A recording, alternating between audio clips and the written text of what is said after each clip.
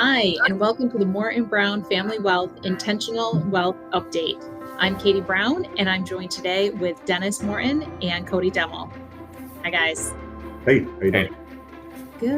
Good. So this is the week of December 13th, and as we near the end of the year, we'd like to start to talk about some habits, maybe some habits that we can change going into 2022.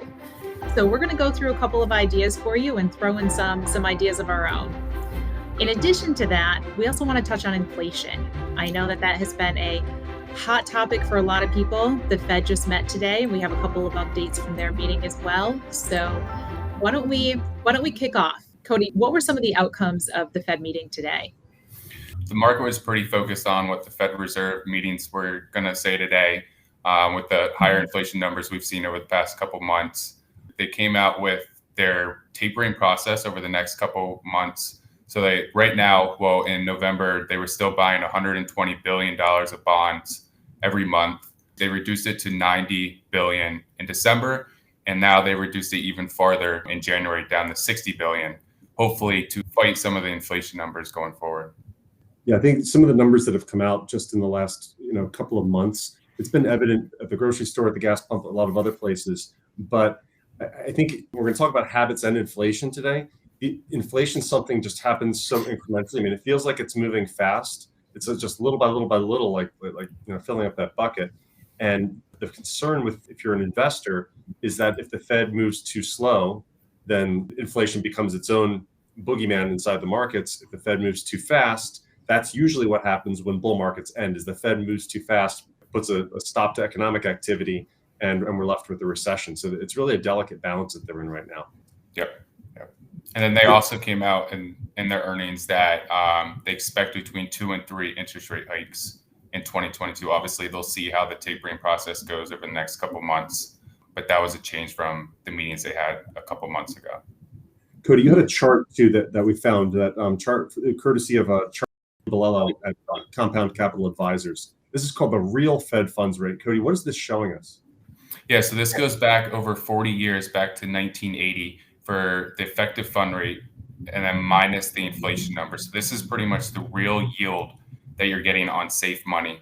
So right now, obviously, the Fed rate's pretty close to, it is zero. And then when we're minusing the inflation numbers that we've seen recently, with closer to the 6.8%, our real yield is negative 6% in safe money. Yeah, and that's challenging. I know we often see people are holding on to a lot of cash. There seems to be a lot of cash in consumers' bank accounts, whether it was through stimulus or businesses doing well. And that cash in the bank with rates at pretty much zero, we are losing money on that from that perspective. So, and it was received positively that the Fed talked about 3 interest rate hikes next year, because at some point we could need to kind of narrow that gap between inflation and the rates on safe money. Yeah, and this also really highlights why you can't really compare two periods of history, because so many of the inputs are different. Because people think back to when inflation was high in the early 80s. But look at where that real Fed funds rate was. It was pretty substantially higher because interest rates were higher. But here we are with an inflation spook, and with interest rates being zero, it changes the toolkit that's available to policymakers for how they do it, and it makes our response as investors that much harder. Inflation is one of those things, like interest rates or market performance. It's out of our control. Largely, it's something that's going to happen. We have to respond to it. So we talk often about what things are in our control. And heading into the new year, where people start to set goals, and we're going to talk about goals planning at our quarterly market update next quarter. But when we think about habits, there was a Barron's article that came out recently that asked, what money habits should Americans change in 2022?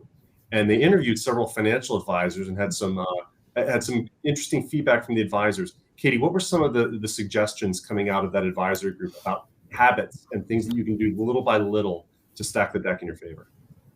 Yeah, there were a number of good ones in there. Anything from focusing on your budget, and sometimes that's a word that people are kind of scared of, because it takes work. It takes work, and it takes acknowledgement that you're spending maybe more on things than you realize you're spending on things, or you kind of don't want to really admit it. So I think can be a challenging thing. The other B word that they brought up was balance. And I thought that was really good too, and in making sure that you're applying the right level of balance, both when things are going well and maybe when they're not going so well, and kind of that filtering process. Those were a couple that had jumped out, but other ones, around communication and so forth. Dennis, I know that always kind of strikes a chord with you on the communication side. Yeah, I think Cody and I both gravitated to a similar one. Cody, you liked the one comment about being distracted and how it kind of takes you away from the long view. Talk a little bit about that. Yeah, so I like the one that the one advisor was talking about, that like your habits don't change on every little headline that you see. Don't change what your investments are or what your goals are on every little headline that you see, and just to focus on the long haul. And I think that's really important. Right. And he, in that same one, he also highlighted a different habit. There's the latte philosophy, like don't buy the $5 latte, you're going to ruin your retirement. And his point was, if a $5 latte is standing between you and successful retirement, there's something else going wrong. Yeah. Make sure you stay focused on the big things, that line, the big rocks first, then the little rocks. There was another good one on really diving into your risk tolerance and understanding your risk too. And we've talked about this before. When the markets are up is actually a really good time to revisit that as well, because you don't want to figure that out when the markets are down and you're losing money. So spending the time to figure out A, how risky everything is, and then B, what you're willing to accept, and fine tuning along the way. But I thought that was a great thing, kind of that reminder to check in. Yeah. And to your point, Kay, I really did gravitate to the one about communication, especially spousal communication. And we actually got off on a tangent earlier today in our investment committee meeting, talking about why is it that it's so hard to talk about money? And there's any number of reasons, but the fact is it's very true. This particular advisor said, that financial transparency, just spouses talking to each other about what you make, what you're spending, all that stuff. And if you talk out loud about it, that can be a really powerful way to just remove some of the taboos that are associated with that. Mm-hmm. So, Katie, what are some habits that you think investors in our community well served to maybe attempt in 2022? I personally like going on the other side of budgeting. I think budgeting is important, but it can be a heavy lift for a lot of people. I'd like to start with the savings side and mm-hmm. setting up your savings, setting up this systematic savings, really taking care of yourself and your future self first. And then what's left over, then you can kind of, figure out a rough budget from, but that you've already taken care of the front end. That's what I would say. And why do you think that is so hard? Is it just a hard thing to get started with? You think that's why there's a challenge there? It's a hard thing to set up that habit in the first place? I think it can be for some people. I think if somebody already feels maybe strapped, that they don't necessarily have the excess money to save, then they will often take the approach of, I'm not sure if it's going to be there, so I'm just going to wait and see what's left over at the end, and then I'll save that. That doesn't often work. And so I think the can kind of gets pushed down the road, because when there's money inside your checking or savings account, the likelihood of you spending it, when there's extra money, the likelihood of you spending it is that much greater. So mm-hmm. I would suggest, even if it's a small amount, set up the savings, that systematic savings first, so you never see it in the checking account as something that you can access, and then you can tweak it as you go. But I think sometimes that's the hurdle. People don't feel as if there's room, and there is. There's room. Yep. So I prioritize that. Cody, how about you? Habits for next year? So I think that's a really good habit. But for me personally, I think I am going to go back to not focusing on every single headline that you see. They're obviously making the headlines to get your attention, for you to get you to try to do something different. So I think just focusing on the long haul. And then, as we're going to discuss in our quarterly market update, is make sure you're goal setting going forward.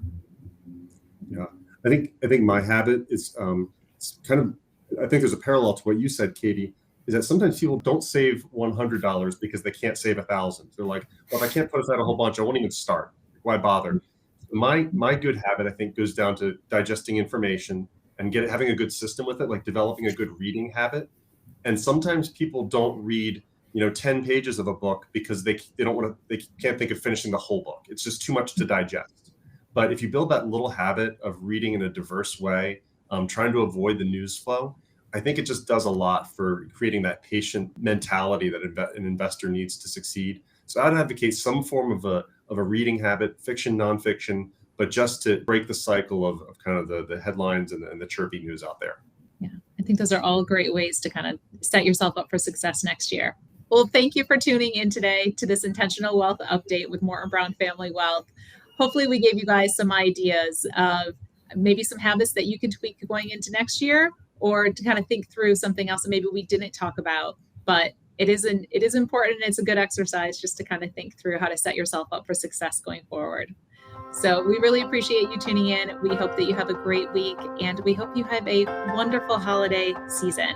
We'll look forward to seeing you again soon. Take care.